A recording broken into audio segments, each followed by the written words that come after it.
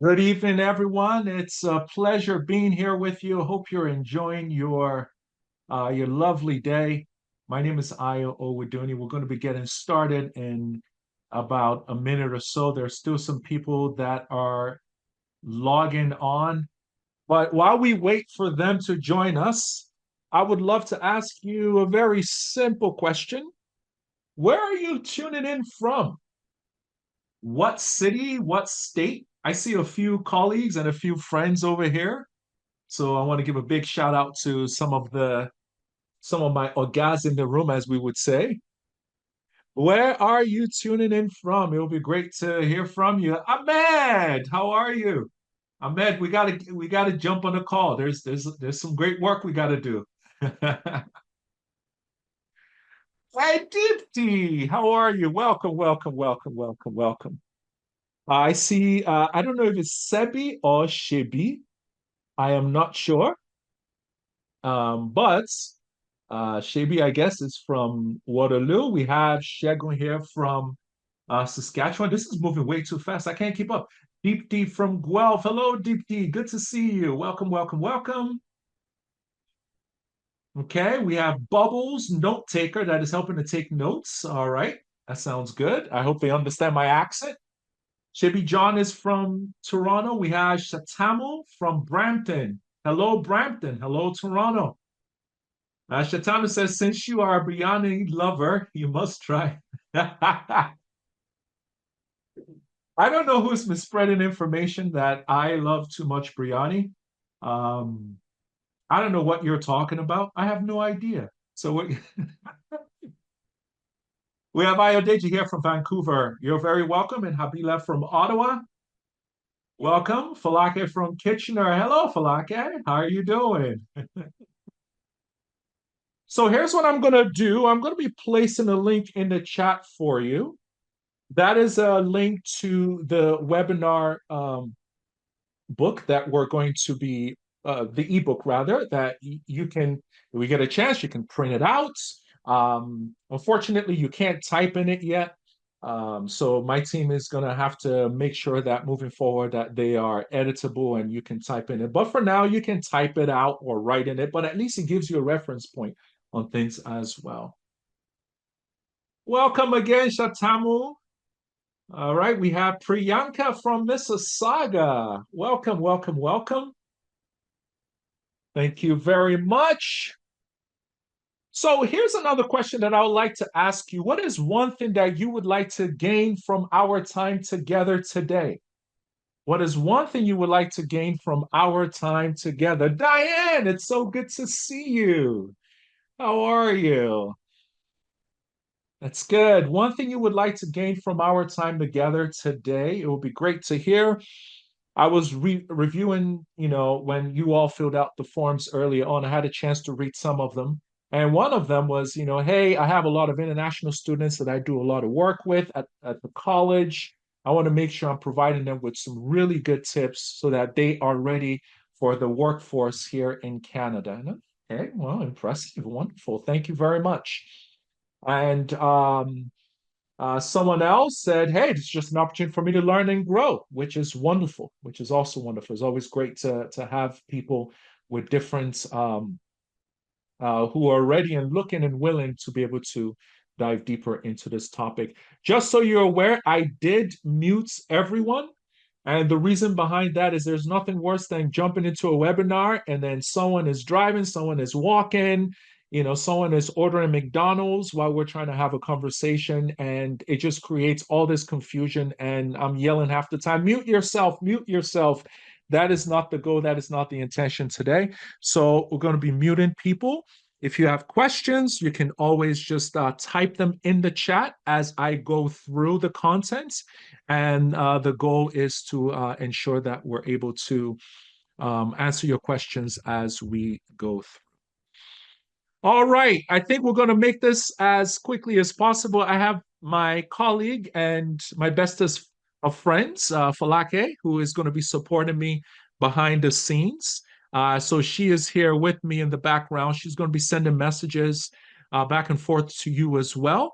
If you have any questions, you can always send her a DM And you will notice she'll be putting some links in the chat later on also.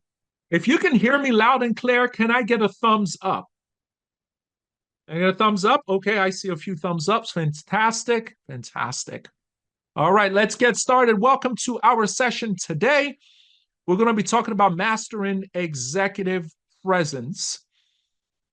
And let me just go through some ground rules with you. All participants should stay muted throughout the call. If you have any questions, you can put it into the chat.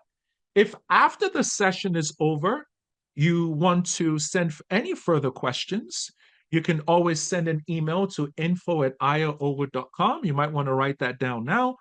You can send your questions there.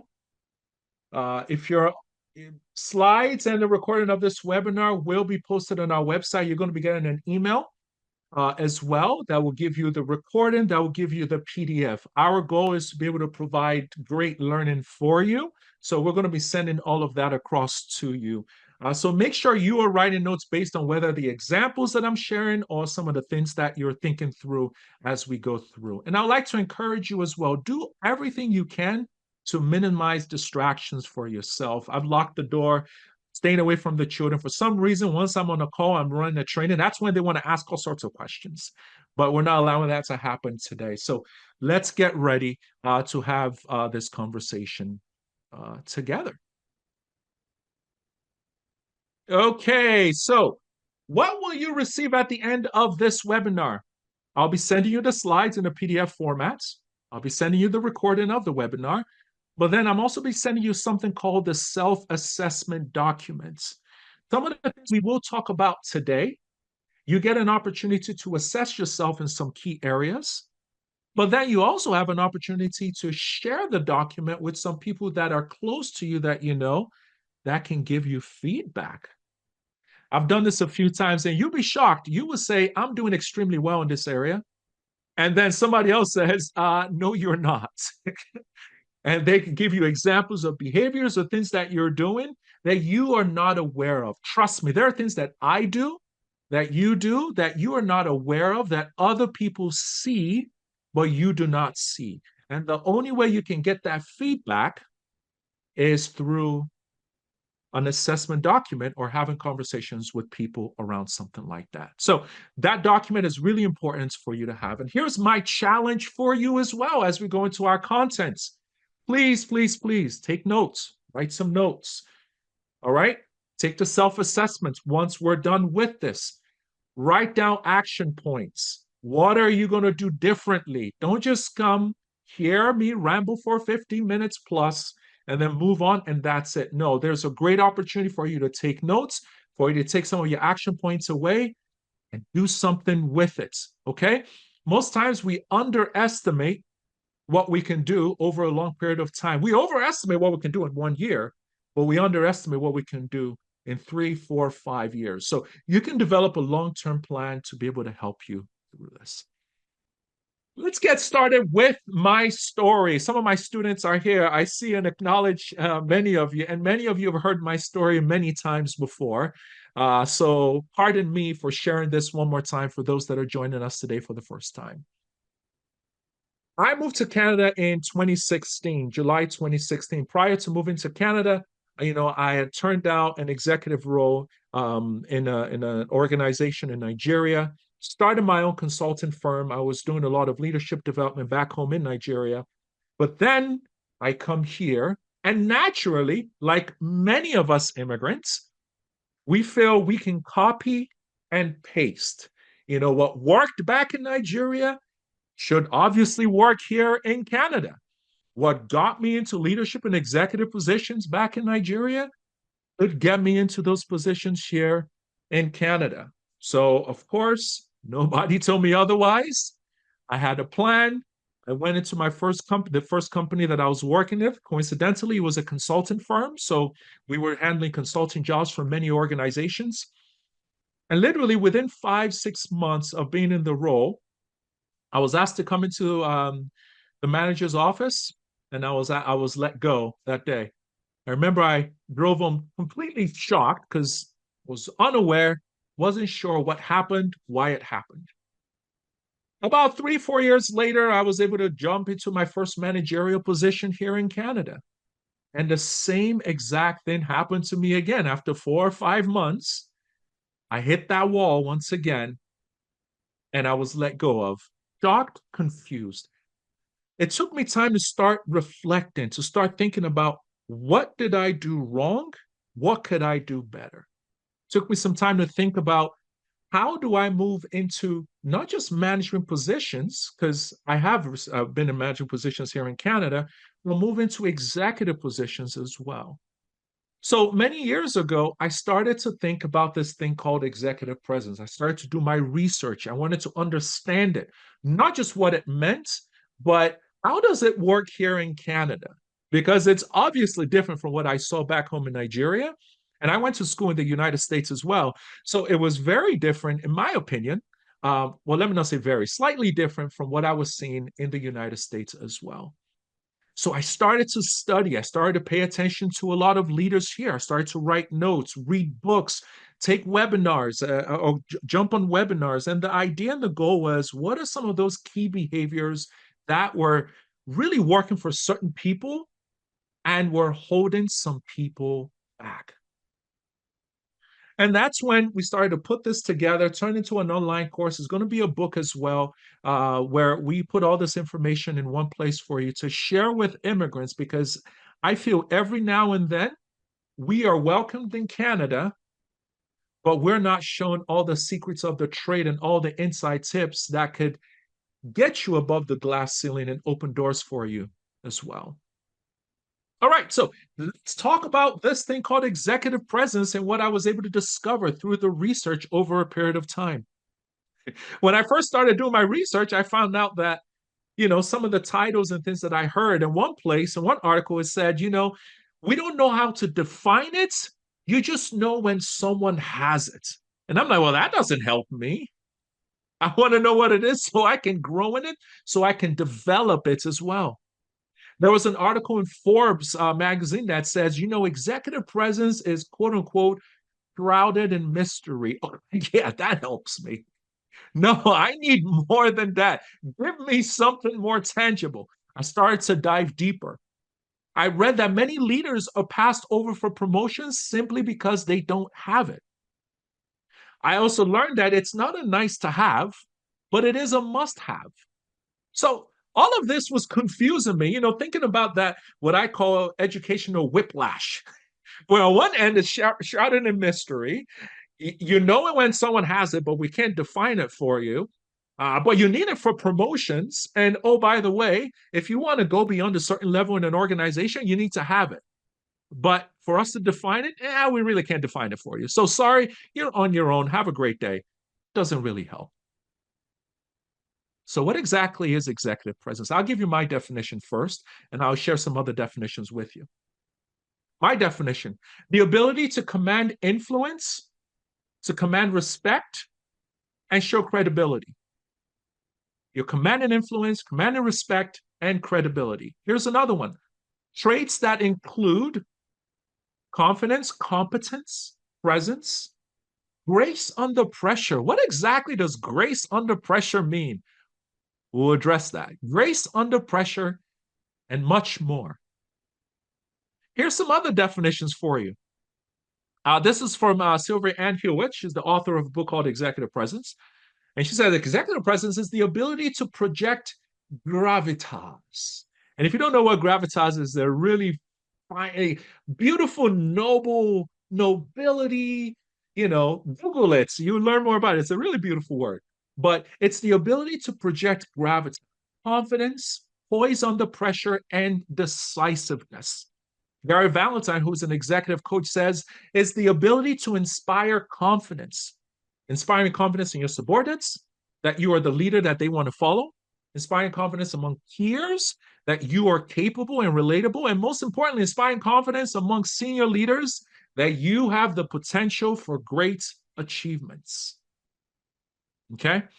So I hope we're narrowing it down from shrouded in mystery and we're able to make it more tangible. Why is executive presence important?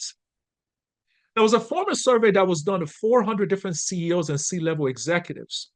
And this is what they had to say about it. 89% of the respondents believe that executive presence can help you to get ahead. 100% thinks that it's a differentiating factor. That doesn't roll off my tongue quite well. And 78% of respondents believe that a lack of it will hold you back in your career.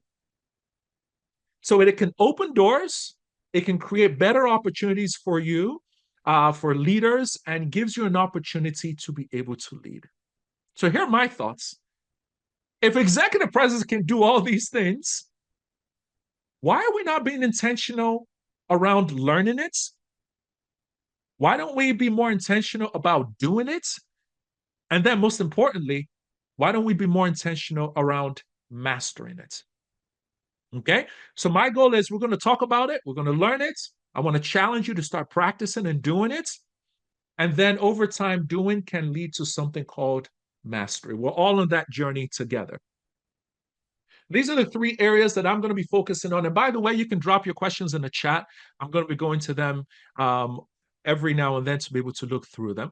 These are the three different areas. I want to talk about the mindset behind executive presence. We're going to look at the two keys. I'm going to share two with you today because of time. We don't have that much time to dive into all the key areas. And then lastly, I know which is some people are like, you need to talk about this art of crouching. What exactly is it? We're going to talk about the art of crouching as well. What is it and how do you play around it? Let's start out with the mindset behind executive presence. There are four key areas that I want to quickly talk about that I think is really important for all of us. I feel like this is the foundation on which this entire topic is built on. The first part is self-comfortability. What do I mean by that? Executive presence is not about stealing someone else's style. It's not about, oh, Barack Obama walks a certain way, Io needs to start walking that way. Or, oh, this person speaks a certain way, I need to change the way I speak. Or, oh, Io, when he makes a presentation, is always throwing humor every now and then in things, I must do the same thing. No, it's about being comfortable in your own skin. It's about understanding your own strengths and living from your own strengths. Our strengths are all very different. I have a friend, whenever he speaks, everybody goes, wow. And they're writing notes. When I speak, nobody says, wow. He's just very, okay, Diane says she's writing notes. Thank you, Diane. He's just a very profound speaker. I feel like I just have the ability to connect with people at a deep level. That is my strength, the ability to connect with people and to manage relationships. Know your strength and live from that area. Okay? So, executive presence, once again, is about being comfortable in your own skin. Self-awareness is at the heart of it. Number two, competence. Competence gets you into the position that we are all in right now. Competence is the first thing that is looked at before they even talk about anything else when it comes to executive presence or influence or credibility or any of those things. So you have to know your stuff cold. In fact, there's a particular quote from an author who says you have to go 6 levels deep in your industry. In other words, somebody has a conversation with you and they want to dive deeper 6 times, you are comfortable going deep. You have depth in your space and you have breadth around you as well. That's knowing your stuff cold. Number 3 is valuing others. And I think this is an area that I do well as well, where you see the beauty and the greatness in other people and you remind them of it regularly. When you value others around you, people are naturally drawn to you. When you are a natural encourager, people are naturally drawn to you. Okay, that is one of the, I'll call the characteristics of having charisma. It's one of those charismatic behaviors. Normally, we want people to see how smart we are. So we're trying to sell ourselves to people. We're trying to show them our credibility and show them this. But I think something that I've learned from people that have great, phenomenal executive presence is they make others feel really special and really important. And for some reason, when they do that, it elevates them. So it's something for all of us to think about, and it's something for us to practice as well. And then lastly, I'll call it the law of intentionality. Intentionality is about taking action. It's about not just saying, I'm sitting here and I'm going to listen to all of this, but it's more, I'm going to listen, write my notes down, and take action moving forward from here. That's where power is. That's where your power is. So go to your workbook if you've had a chance to print it out or to download it. There's an area called the mindset behind executive presence. And there are two questions that I want you to think about. Question number one, what are your strengths? Have you done a SWOT analysis on yourself? Have you done your DISC analysis? Have you done strength finders? I don't know which one you've done, but you need to find a way to understand what you're good at. Oh, I'm great with connecting with people. I'm great at making presentations. Or when it comes to do the research, I am phenomenal at that. Find out your strengths and push from there. And then number two, all these other areas, what can I do to improve? How do I improve my competence level? How do I get to a point where I encourage and value others? How to become more comfortable in my own skin? Okay.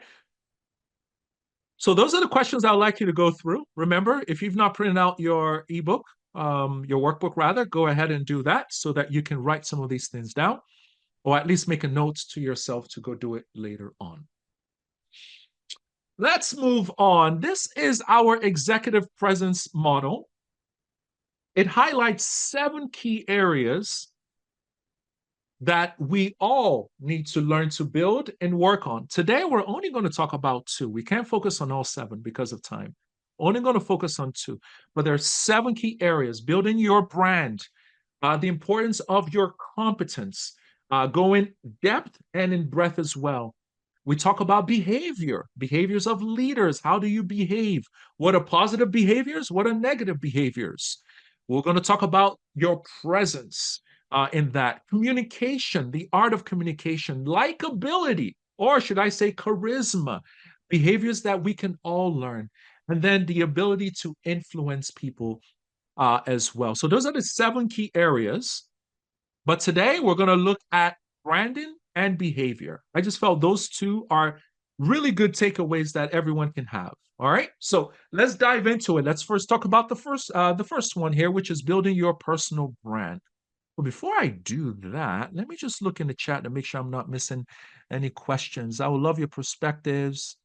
I don't see your question, Shatamu, so you might need to write it. Okay, I see it. Could grace under pressure also mean to hide vulnerabilities? Because I feel appearing weak or vulnerable could go against you.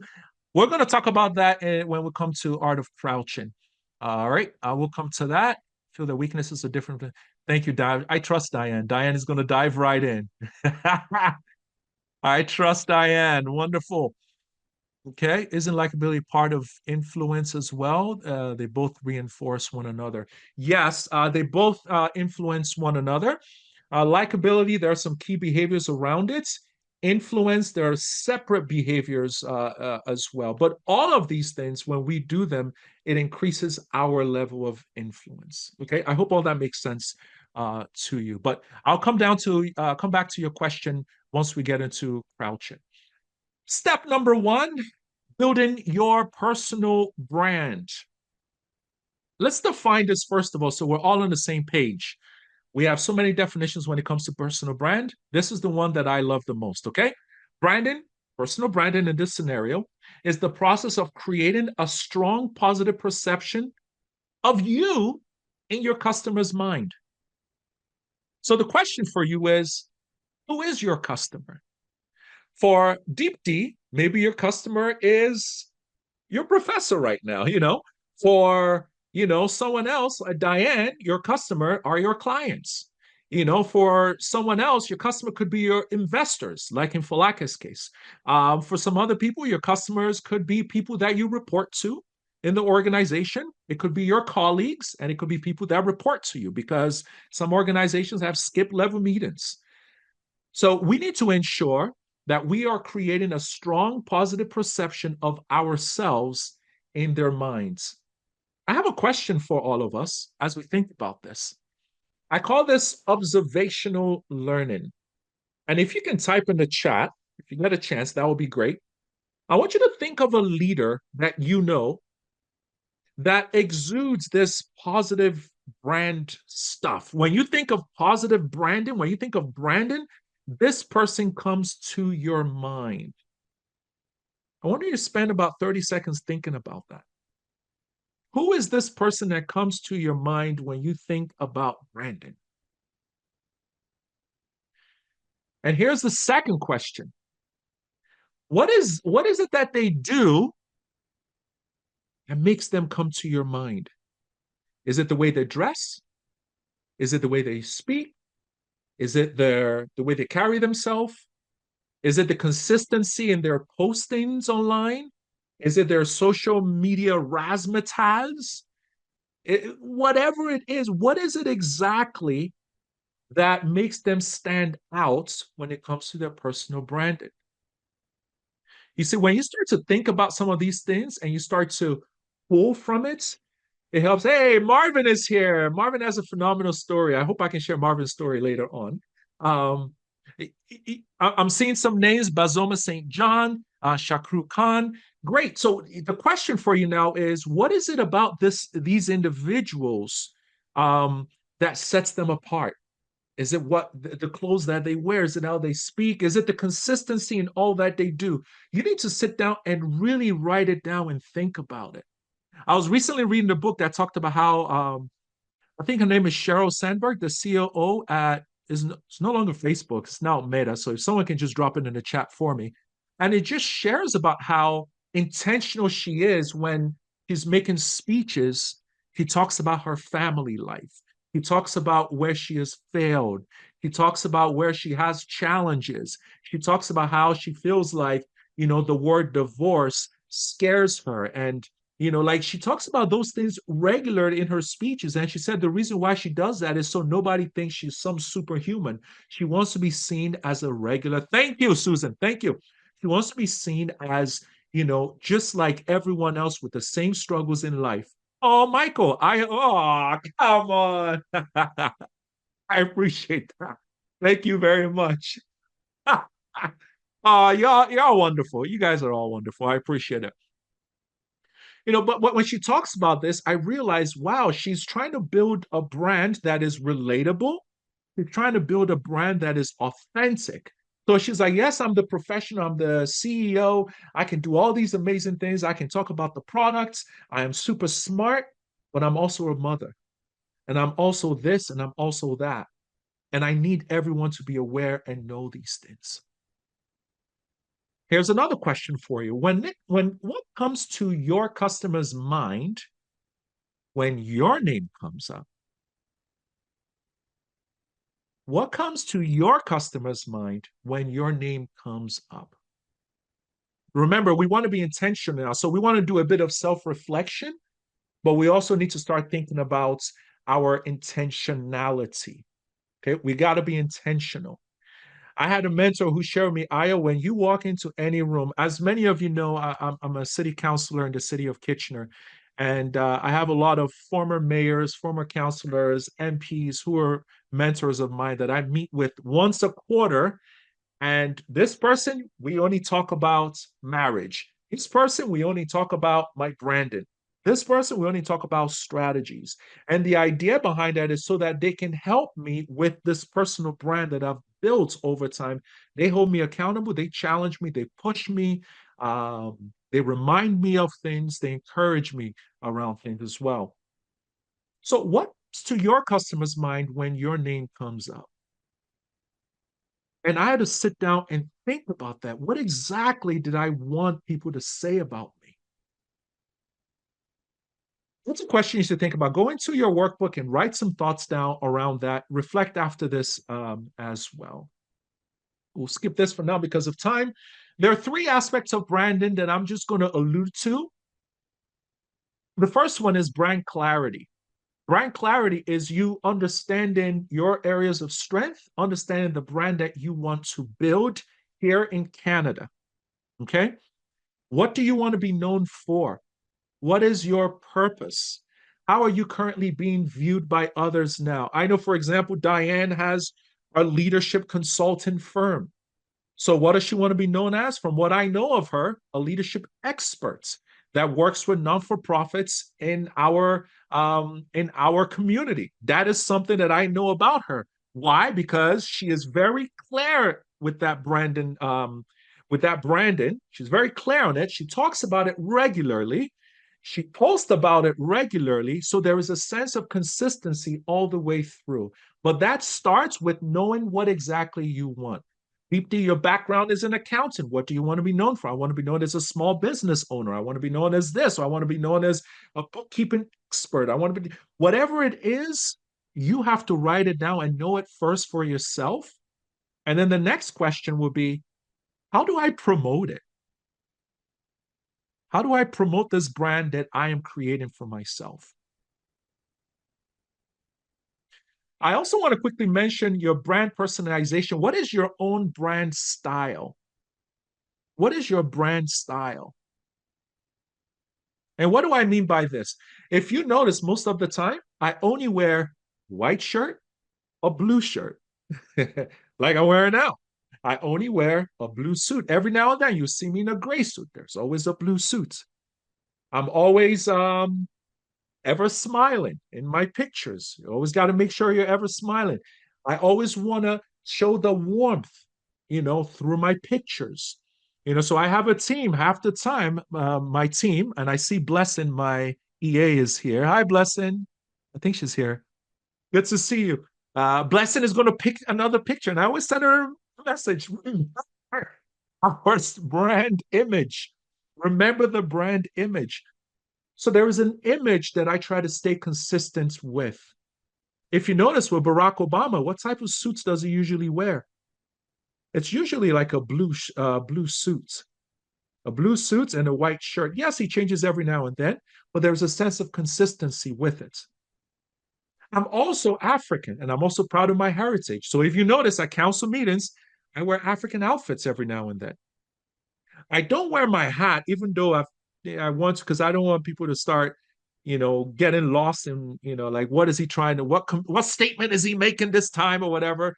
No, I wear a regular, they call it a senator's outfit. It's part of my brand and strategy. So, what is your own personal brand style? I infuse humor in the things that I say and the things that I do. You don't have to, but create yours. And then lastly, I want to talk about something called brand promotion. What do I mean by that? You've created your brand style, you have clarity on your brand. Now we need to promote that brand. For example, I know that Marvin, we used to work together back in Nigeria many, many years ago. So it's really good to see him on the webinar today. I know that Marvin is an executive, is a leader of a media firm back in Nigeria, which is phenomenal. So I would love to see a lot of thought leadership, a lot of consistency, a lot of branding around that. When it comes to anything media related, he should be my go-to guy where I can learn those strategies. And before you know it, you go beyond Nigeria, you can go to the world. So here's your brand promotion strategy. I learned this formula from a really good friend of mine. His name is Stephen Akitayo. He's a really great friend. I learned the strategy from him. And it's something that I've tried to use regularly, and I'm willing to share it with all of you today. Strategy is consistency. Many of us did not do well in school. Many of us did not do well with accounting and mathematics. But we tried to create something. Consistency, in parentheses, PV plus AV. Let's walk through each aspect of that. So just write that down: consistency, PV plus AV. First part, what is consistency? Consistency is acting or behaving in the same way over time or across different channels, platforms, or situations. So in other words, Diane posts about non-for-profits each week. She does that for the next 5 years, consistently, once a week for the rest of the year. Deepti posts about something, she writes on it repeatedly over a period of time, a sense of consistency. When Titi, I think I saw Titi earlier on, when Titi writes about DEI, she is posting consistently on DEI over a long period of time. Okay, that is what consistency is all about. It involves ensuring that the same message, tone, design, and values are conveyed consistently across all communication channels and touch points. That's consistency. Let's go to PV. PV means perceived value. That's what people perceive. It refers to the worth or value that customers perceive a product, a service, or an individual to have. So when Io posts on LinkedIn, it is a picture of Io that was taken by a photographer who was sent a brand statement of this is what I stand for, this is what I'm about. I need to take pictures. What kind of pictures? What should I be wearing? What should the background look like? And then they take it from there. The web designer does the same thing. You know, the goal is to create a sense of perceived value. Okay. And you are right, Emeka.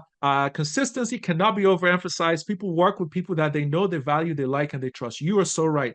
I have a friend who said, you know, sometimes when you join boards and when you join companies, you don't have to be super smart. You just have to be consistent. Just show up on time, just do what you're asked to do. And consistency is actually helps to build influence as well. But if you show up 5 minutes early today, you're 10 minutes late the next day, you're up today and you're down the next day, then you're excited and you're down and you got 10 ideas today. You don't have anything else. When you're not consistent, you're giving people whiplash. They don't know what to expect next. So perceived value, it is not solely determined by the actual features or quality of the product, but also by the brand's reputation. What reputation do you want people to have about you? You need to write it down. And then how do you project that on social media? How do you project that through your videos? How do you project that in all that you do? So that is PV. And then lastly, let's go into AV. AV is your authentic self, your actual value. You don't want a certain perceived value, and then people meet you and they're like, oh, is that all there is to him? You have all of this energy on your videos. You're smiling eye, then we meet you and you barely perk a smile. Like, what is wrong? No, this is not. I'm sure you've heard that phrase. You don't want to meet your heroes because there's the perception of them, and then the reality happens, and then you are disappointed. So please, it's either you lower your perceived value to meet your actual value, or you raise your actual value to meet your perceived value. Whichever way you want to do it, you must do it. Actual value emphasizes the importance of substance over style, focusing on building a strong foundation of skills, of values, and of character. Actual value is about being consistent in your actions and your behaviors, ensuring that what people see is a true representation of who you truly are. Okay, so let's go to our workbook reflections. Here are some questions. You don't have to do it now. You might need to go to it later. What do you want to be known for? Brand clarity. What is your purpose in life? Brand clarity. How are you currently viewed now? Some self-reflections around that area. And then what is your plan to promote your brand? What is that perceived value that you want? And what do you need to do to raise your actual value to that perceived value? That is important as well. I'm going to fly through number 2, which is working on your behavior. Let's all be on the same page of our definition. Behavior is the range of actions and mannerisms that are made by individuals. Okay? These actions can create an impression in the minds of people around you. Okay? For every action that you exhibit, or for every behavior that you exhibit, rather, you are creating an impression in the minds of people, and a reputation is being formed in their minds about you. What's the benefit of having good behavior? Sorry about that. There's some scenarios I want you to think about. And these are all true stories that I find interesting. Lynn Utter of Naw described the fingernail on a chalkboard effect of a senior female leader who was well-spoken and effective until emotions got the better of her, causing her voice to rise to a shriek, and then everyone tuned out. And you know what that did? That held that person back in their career. I heard a story once of an individual that was let go of within an organization. They were at an executive position, an immigrant who felt a task that was given to them was beneath them. And they use those words. I feel that is beneath me. When the CEO heard that, they're like, we don't want this type of person in our organization. Here's another one. A mid-level manager was known to speak in a condescending tone to her reports. Her boss had heard it a few times, and she was held from being promoted because of this. And guess what? Because she never asked for feedback, this information was not shared with her. She just could not figure out why she was being held back within the organization. Another story, a mid-level manager never stood her ground during meetings to push back. And this created an impression in the leadership that she wasn't ready for the next level. When she got that feedback from her boss said, you know what? At the next executive meeting, just push back on something. I don't care what it is. Say you disagree and push back so other people on the team can know that you can do this, because they don't want a yes person in senior leadership. They want someone that can speak their minds. But there was an impression that was formed that she could not do that. So when I talk about behaviors, I'm not just talking about being late or talking about all of those behaviors that can hold you back, and those are bad. I'm talking about these subtle little behaviors that we all have that are forming impressions in the minds of people, and most of the times we're not even aware of it. So you might want to take a screenshot of this. It was a great article in Business Insider that says 7 traits, that talks about 7 traits of executive presence. And I want you to look at each trait and turn it into a behavior for yourself. So they say executive presence, people that have it are composed. What behavior is exhibited when people are composed? Think about it. When they say somebody stays in the moment, what behavior shows that they're in the moment? Bill Clinton is known as someone, when he has a conversation with people, from his autobiography and things that I've read about him, he is fully focused on you, the individual, does not look away, does not turn. He is fully focused on that person at that moment in time.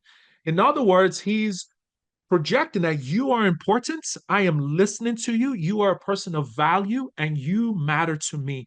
And I'm going to listen to every single word that you say. Staying in the moment with that person. What behaviors communicate confidence? What behaviors communicate speaking with impact? I know I said early on, I'm not necessarily a profound speaker because I know many mentors that are amazing at it, but I try to hold my own. I think I can do it every now and then. But it's more wrapped around, the voice, the tone, the body language, all of those things help in terms of speaking with impact. What behaviors can you exhibit that can help you do that? So take a screenshot of this. You can come back to working on this later on. I like that Barnabas, disagree without being disagreeable. Deepti says composure is confidence. They say calm and composed mind. Absolutely. Active listening as well. All of those things exhibit certain things. Okay, bad behaviors that I want you to avoid. Gossiping at the workplace. Please just avoid it. It lowers your credibility, lowers your presence. Not managing stress well at the workplace. Avoid it. Okay, lowers your credibility, lowers your presence. Not accepting responsibility. Please get rid of that. Own your own part. I'm not saying someone else, don't fall on 20 swords. That's not what I'm talking about. And in the online course, we dive deeper into a lot of these things. Not being prepared. Please, let's stop running into meetings frazzled, running into meetings, 3 pieces of paper you're trying to know. Be known and be seen as someone that is very, very composed. Not treating others nicely. Matt Adolphe has a book called Canadian Workplace Cultures, really phenomenal book. And he talks about how to be promoted here in Canada into senior leadership positions, your organization is going to ask your colleagues about you. They're going to read the 360 feedback. They're going to ask for direct opinion about if you don't treat people nicely, if you're not nice to people, it will be known, it will show, and that could hold you back. Okay, it is 7:45.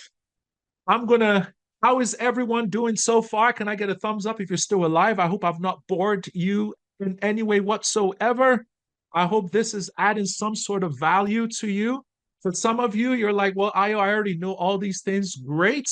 Patrick Lencioni says many times we need to be reminded more than we need to be instructed. Okay. The major says mind blowing. You are too much. My guy, you are too much. Thank you very much.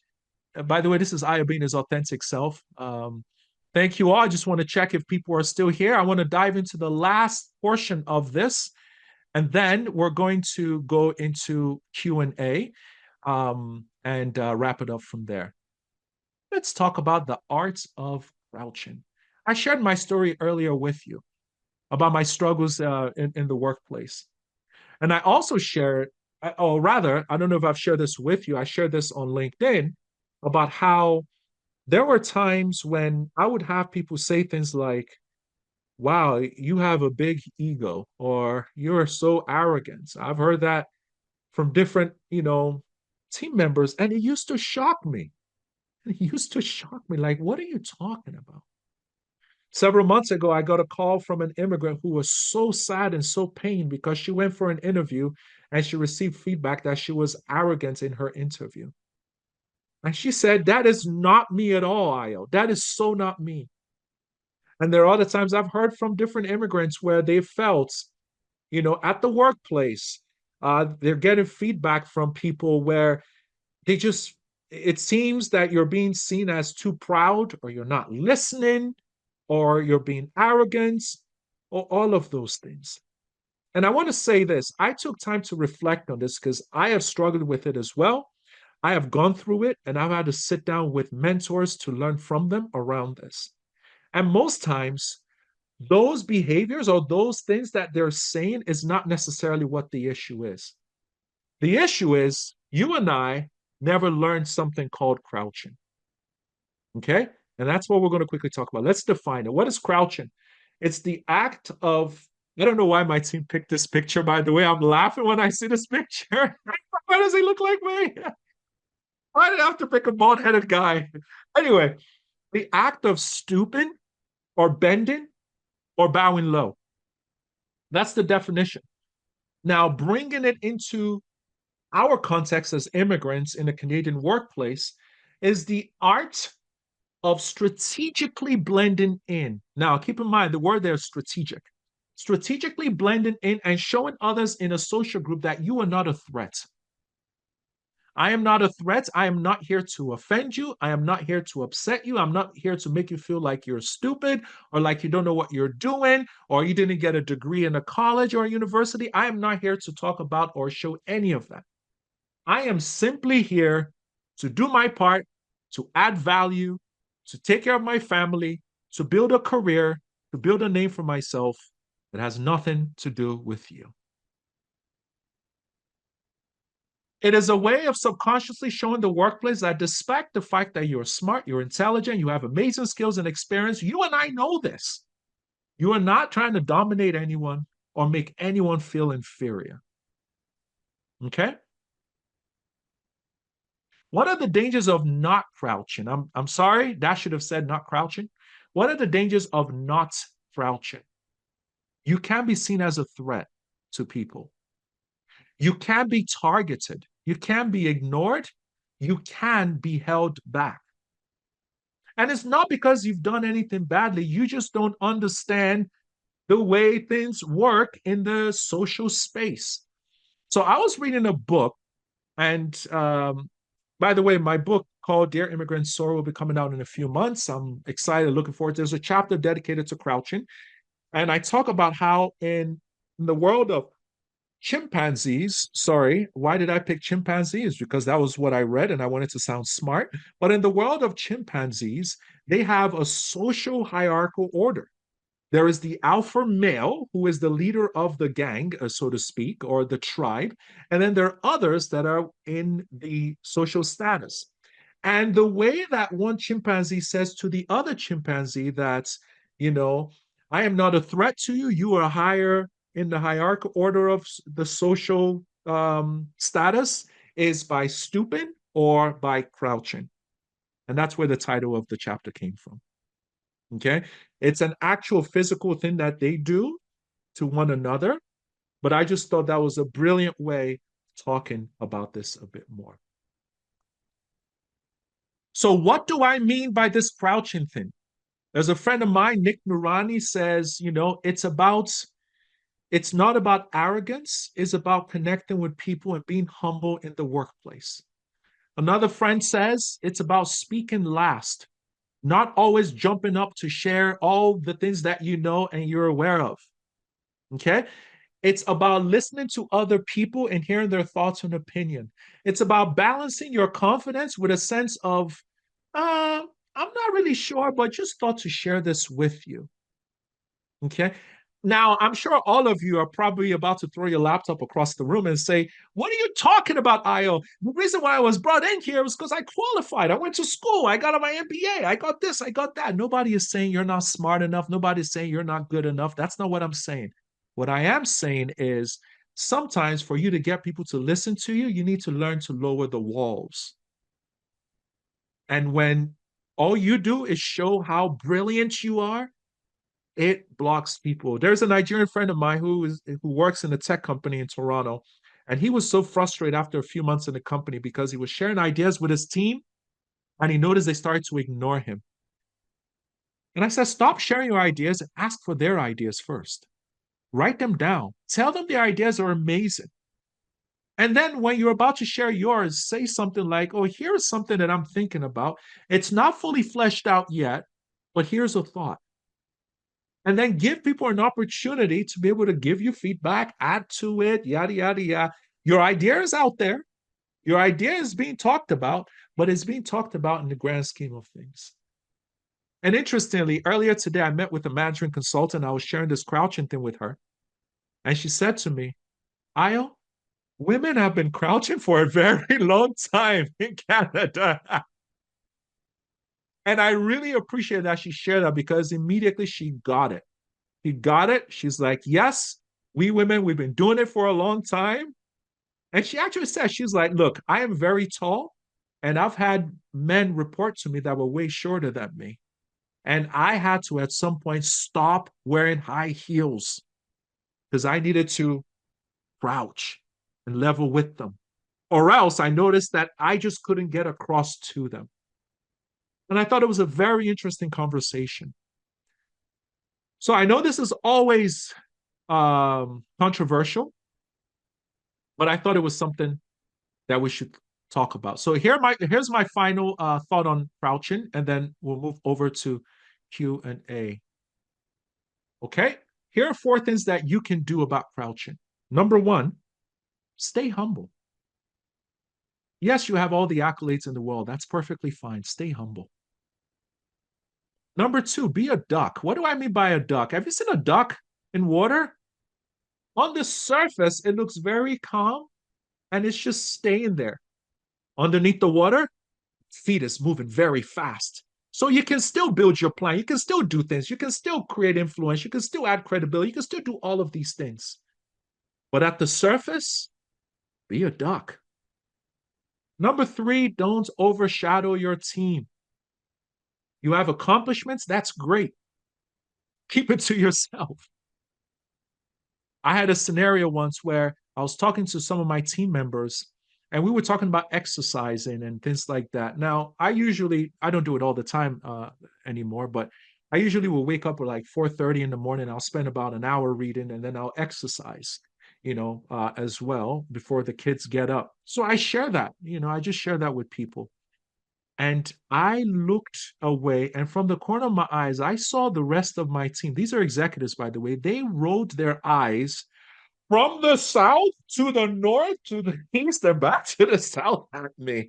It was bad. It was obvious. And one of them looked at the other one and just went, and I saw it from the corner of my eyes. And that's when it hit me, Io. You don't overshadow people. Never do that. Because yes, I'm just having a conversation with you, but what I just did is, oh, I'm better than you. Oh, you wake up at 7? Oh, I wake up at 4. No, shut your mouth. Oh, you went interesting. Tell me more about that. That's interesting. What are you learning from that? And then lastly, and I'll wrap up. I'm sorry, we're running out of time. Lastly, acknowledge others Acknowledge others when they do something good. Get good at praising others. Get good at it. It is a skill we all need to learn. It will separate you from everyone else. Trust me. Okay, let me end with this. Crouching is not about surrendering your capabilities, but about strategically navigating the complex social dynamics of a new culture. People love you as long as you respect their social order and customs. People will welcome one as long as you let them know subconsciously that you are safe to be around and they are safe when they're around you. It is hard, it is tough, I understand, but it's the reality. So we only had a chance to talk about 2 areas here, but here's the all 7 modules. And all 7 modules are on my website, where I dive deeper into each area. There's a longer workbook that goes into each of these areas that provides ideas. I give you some practicals, some things that you should think about and to work on for each of these areas. Our normal charges when it comes to our online course, this executive presence course, is $250. We have other courses that we're currently building. Matt Adolfi and I are working on Canadian workplace culture. I will share that with you when that time comes. Once that is ready, there'll be a webinar where we go through and then we dive deeper in the course. So normally the charge for the course is $250. But what we're offering for those that are part of only for those that are here today, we're looking at providing this at $200 and then 2 free coaching sessions with me for 30 minutes where we get to jump on a call. We get to talk about developing a plan for you. I hear some of your thoughts and what you're doing. I provide feedback for you in this area as well. Falake is going to put a link in the chat that provides you access directly to the course. However, if you're interested in this offer, you need to send us a message or send me a message from the email I emailed you from so that we can provide this offer directly to you. Here is one of our coaching clients that I've had a chance to work with. We started working together a few months ago. And within 4 months, she got promoted within our organization into an executive position. And all we had to do, we didn't go through all 7 areas. We only focused on like 3. And we built an intentional plan for her in some of these areas, and we were able to go through it. Let me just read the last part here. It says 6 months ahead of schedule, no matter your sector, private or public, I will help you look inside and figure out where it is you want to go. It will then provide you with the practical steps to help you get there. If you're looking for a personal career coach who will help you pull apart your seemingly complex career goals, will make you laugh during your sessions as well, and make you feel excited about life, provide you with practical steps, hold you accountable, and celebrate your wins with you in an authentic way, then look no further as well. So I just thought to share this from Zefe. Zefe is doing really well. We have a great plan over the next 5 years for her to get her to a really top position at a really, really large organization. I'm excited for her and the journey that she is going through. So I want to say a big thank you to all of you for being a part of this. I want to open it up for Q&A now. I went 15 minutes over. I apologize. We started late. But I want to leave it up. If you have any questions, I can start answering them now.